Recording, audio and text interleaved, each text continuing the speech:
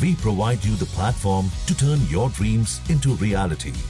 Give wings to your aspirations with KR Mangalam University.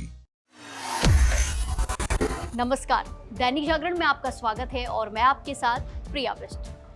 पश्चिम बंगाल की राजनीति में इस बार मुकाबला सिर्फ पार्टियों के बीच नहीं बल्कि करीब करीब 100 सीटों पर टिका है, जहां जीत और हार का फर्क इतना कम है कि कुछ हजार नहीं, कई जगह सिर्फ कुछ वोट ही सरकार बना या बिगाड़ सकते हैं। एक तरफ ममता बनर्जी का दावा चौथी बार सत्ता वापसी, तो दूसरी तरफ अमित शाह का बड़ा लक्ष्य 170 सीटें।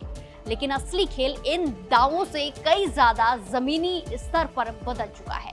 बंगाल में इस बार करीब 100 विधानसभा सीटें ऐसी हैं जो पूरी सत्ता का फैसला कर सकती हैं।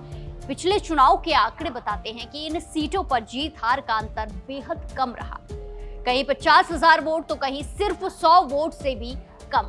ऐसे में अगर कोई पार्टी थोड़ा भी वोट बढ़ा ले या विरोधी का वोट कम हो जाए तो पूरी तस्वीर बदल सकती है। चुनावी गणित की बात करें तो 2024 लोकसभा चुनाव के आधार पर देखें तो करीब 119 सीटें ऐसी थी जहां मुकाबला बहुत टाइट था। वहीं 2021 विधानसभा चुनाव में भी 100 से ज्यादा सीटों पर अंतर 15,000 से कम रहा। यानी साफ है, इस बार चुनाव बड़े मुद्दों से नहीं बल्कि माइक्रो लेवल पर वोट मैनेजमेंट से तय होगा। इस चुनाव का सबसे बड़ा गेम चेंजर बना है मतदाता सूची का विशेष पुनरीक्षण। करीब 91 लाख नाम हटाए जाने की बात सामने आई है, जिसमें मृत, शिफ्ट हो चुके या संदिग्ध नाम शामिल है। इसका असर सबसे ज्यादा सीमावर्ती जिलों और कोलकाता के आसपास के इलाकों में पड़ा है। यही वो फैक्टर है जिसने पूरी चुनावी समीकरण को हिला दिया है। अब गौर करते हैं क्षेत्रवार समीकरण पर। कोलकाता और उसके आसपास की करीब 40 सीटें इस बार बेहद ज्यादा अहम हैं। पिछली बार यहां तृणमूल का दबदबा था, जबकि भाजपा को बहुत कम सीटें मिली थी। वहीं उत्तर बंगाल, मुर्शिदाबाद, मालदा और 24 परगना जैसे इलाकों में भी वोटों का थोड़ा सा बदलाव बड़ा असर डाल सकता है।